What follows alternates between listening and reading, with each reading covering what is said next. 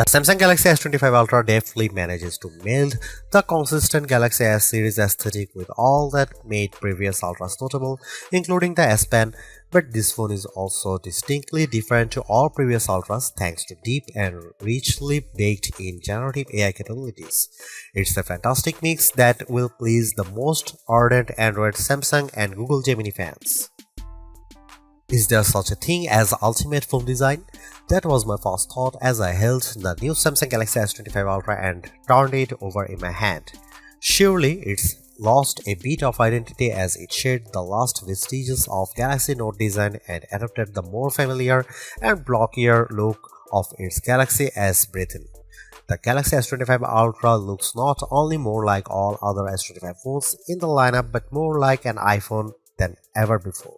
I don't consider this mimicry. Instead, as I noted above, there may in fact an ultimate smartphone design, and for the Ultra line this shift was inevitable. A moment of sadness, though, for the once iconic Galaxy Note that owned the flagship designation in both looks and functionality. It was the only smartphone virtually industry-wide that included an integrated stylus. Somehow, Samsung has managed this slimmer, lighter and squarer makeover without losing space for the S Pen, which alone is an achievement worth celebrating. However, people are done talking about the new design, including a slightly larger screen than the S24 Ultra. They will likely become obsessed with the deeply integrated AI experience.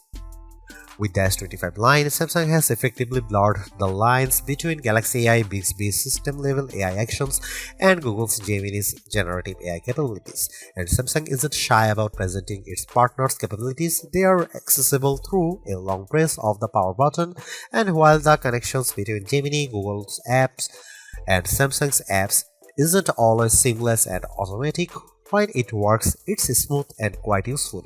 There are promises in here of a deeper understanding of you by watching not just what you do on the phone but how Samsung connected wearables like Galaxy Rings, Galaxy Watch and SmartThings accessories gather data and understanding of your physical and smart home-based activities. Ultimately, that information is presented as part of now brief home screen widgets that give you, among other things, morning and evening briefs. That tracking might sound scary if Samsung hadn't worked closely with silicon partner Qualcomm to ensure that the Snapdragon 8 Gen 8 Elite for Galaxy has a silicon core that's devoted to your personal data engine, and if it weren't for Samsung's liberal use of its Knox security both of the phone and across its ecosystem of devices. In my time reviewing the S25 Ultra, I saw some personal insights in my briefs but not enough for them to be meaningful. I think this is the kind of feature that will bear fruit after weeks of using the phone and essentially training the AI to understand you. AI can be found sprinkled throughout the system, including in photography, which is a good thing since Samsung has done little to upgrade the physical camera array. Of the 5 cameras, only one got an upgrade, the ultra-wide, which is now a 50 megapixel camera. On the other hand, Samsung has upgraded its Pro Visual engine, and as a result, photography is generally even better than on the Samsung Galaxy S24 Ultra. And if your photographic skills aren't up to snuff, you can now ask Gemini to suggest changes based on the quality of your own photos. There are more powerful tools for generating AI images and making AI alterations to existing photographs. Sketch to image is more powerful than ever, and I found that using the S Pen with sketch to image generated incredibly realistic AI editions. Samsung's AI integration also extends to sound. It can recognize music playing in a video or hummed by you, and it's also adept at cleaning up messy audio in videos you shoot. This is a better looking, faster, smarter and longer lasting Ultra than any that's come before it, and it still costs the same $199 US. The Samsung Galaxy S25 Ultra was unveiled at Samsung's Galaxy Unpacked event on January 22. It's available to pre-order now in a choice of 4 colors wherever to buy: titanium silver blue, titanium white silver, titanium grey and titanium black, and 3 more that are exclusive to the Samsung store: titanium jade green, titanium pink gold and titanium jet black. The phone ships in either 256GB or 512GB or 1TB storage configurations, and every variant comes with 12GB of RAM. Samsung Galaxy S25 Ultra will begin shipping on February 7 for the following prices. The 256GB variant is $1,299, 512GB price is $1,499, and 1TB is $1,659. The Samsung Galaxy S25 Ultra drops the Galaxy Note look, completely replacing it with a look that reflects the Galaxy S aesthetic found across the S25 line, although it's not an exact replica of those phones. Yes, it has a flat titanium band wrapping around the body, but the corners are slightly squarer than those of the Galaxy S25 and S25 Plus. Compared to the S24 Ultra, this phone is at 162.8 by 77.6 by 8.2mm, slightly taller but also narrower and thinner. It's also considerably lighter at 218 grams compared to the S24 Ultra's 232 grams. That's the difference I noticed when I held the phone in my hand, and yes, that's lighter than Apple's iPhone 16 Pro Max, which weighs in at 227 grams. I give Samsung credit here for making a lighter phone that somehow still has room for the 5000 mAh battery and to store the S Pen. Despite the significant changes alteration, there aren't a lot of other design changes. The volume rocker and power sleep on Gemini button are in the same relative position, while Samsung has shifted the antenna cutout from that side to the top of the opposite edge. On the bottom is the same USB-C charging and data port, a wide slot for the base speaker, the span slot, and a SIM slot. That last slot is notable because while Apple's iPhone line in the US only offers eSIM support, the S25 Ultra offers a standard SIM and eSIM and includes dual SIM support. While the S25 Ultra's body is titanium, the front and back are swaddled in Gorilla Glass Armor 2, which includes the extra protection of ceramic. However, while this material might protect the phone from drops, it's still not scratch proof, and even though I have taken extreme care with my review unit, I'm still noticing some long scratches on the display.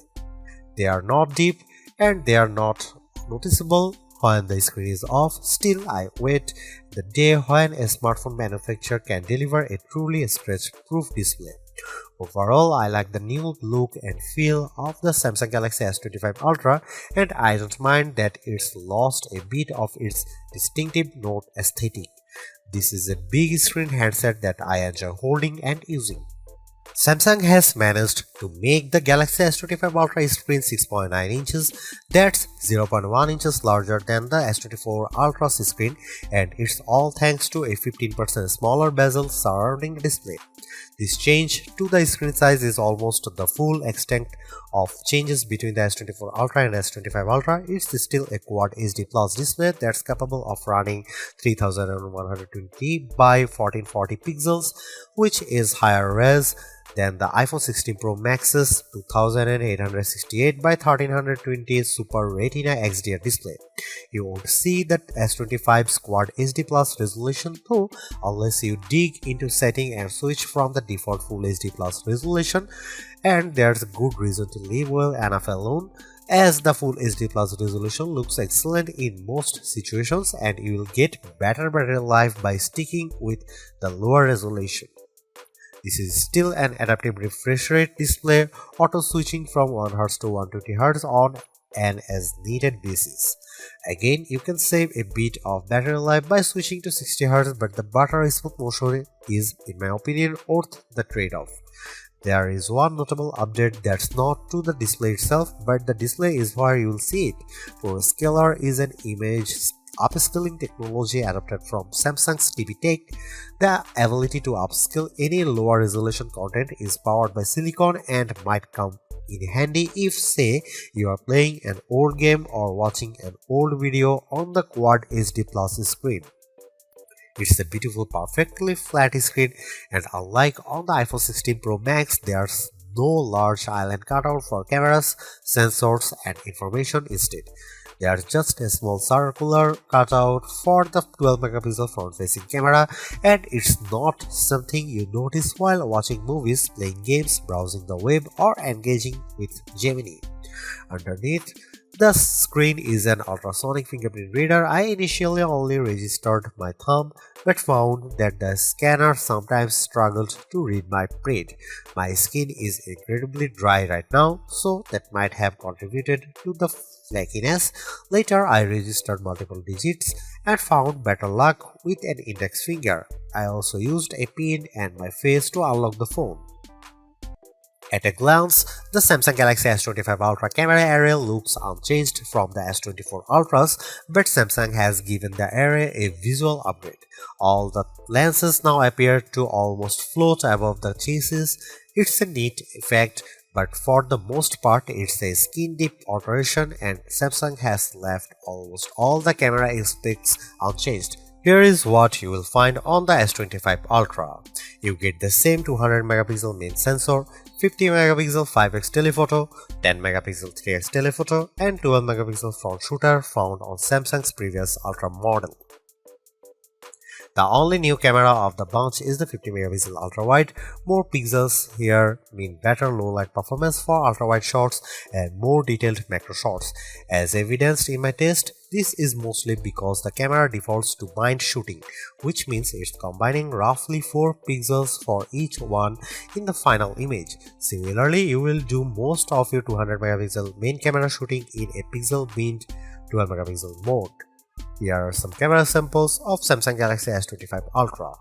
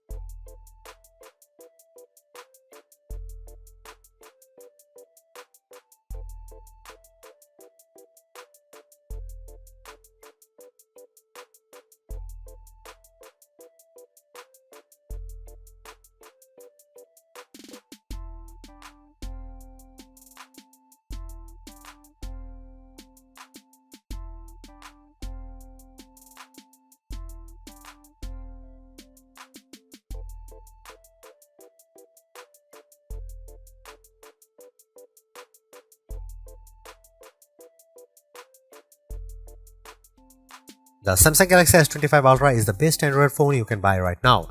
Interacting with AI has never felt more natural or useful. In addition, the phone's gorgeous screen, helpful S Pen, solid battery life, and class-leading power all contribute to Samsung's most well-rounded offering. Top-tier cameras with exceptional zoom merely top it all off. You can get a similar overall experience from the Galaxy S25 Plus and the Pixel 9 Pro XL for less money, but with a slightly smaller screen and without the stylus. For anyone seeking the ultimate Android phone, the Galaxy S25 Ultra is our editor's choice winner.